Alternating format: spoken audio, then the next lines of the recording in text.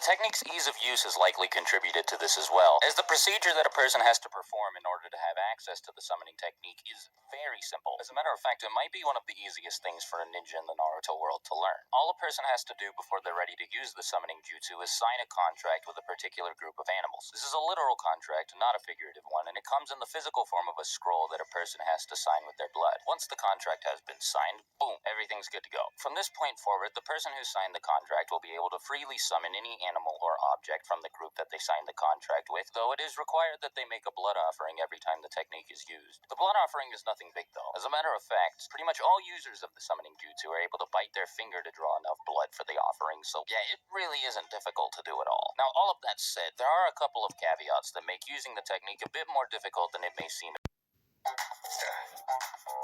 Okay, your turn. There you go. We're blood brothers now. You happy? Actually, yes. I feel like we're closer now. Yeah, I guess in a way we are. Hey, are you blood brothers with Meg because you ate her tampon out of the trash? No, that's something else. Jeremiah 3:1. They say if a man put away his wife, and she goes from him, and becomes another man's, should he return unto her again? Should not that land be greatly polluted? But thou hast played the harlot with many lovers, yet return again to me, said the Lord.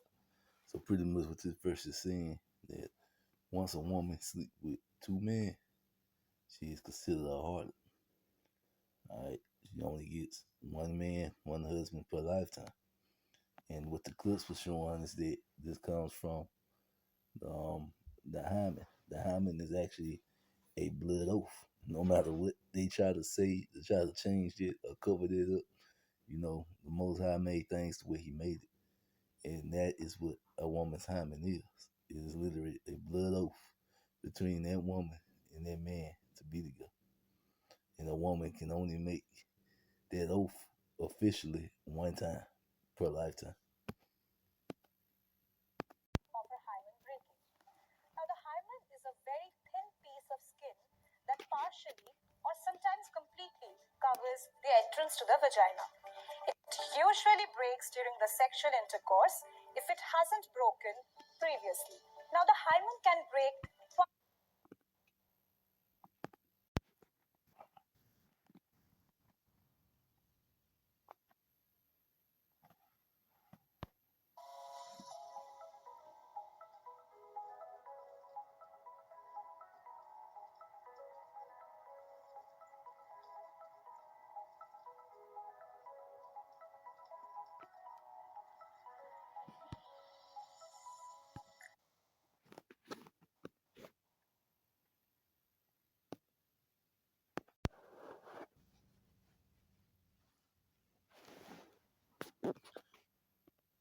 I want to start off by giving all praises to Yahweh, Ba'ashem, Yahushua, Ba'ashem, Rakakadesh. Alright. All honor and glory to the Holy Spirit that's revealing all things in these last final hours.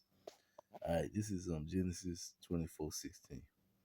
And Rebekah lifted up her eyes, and when she saw Isaac, she lit it off the camel.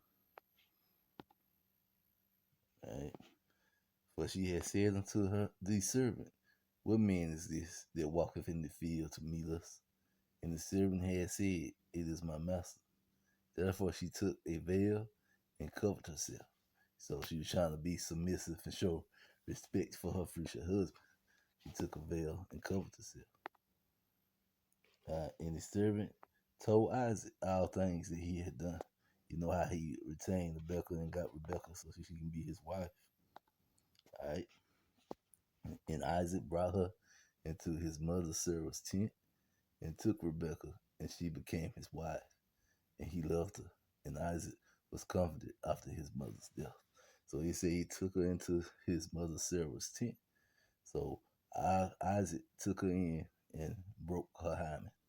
And that contract between man, woman, and God was formed from the blood that broke during the hymen.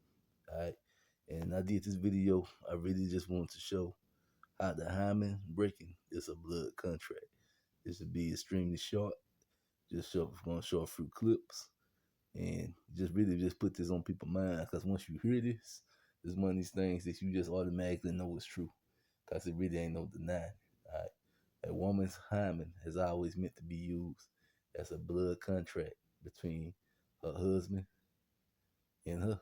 All right, and she can only break her hymen one time.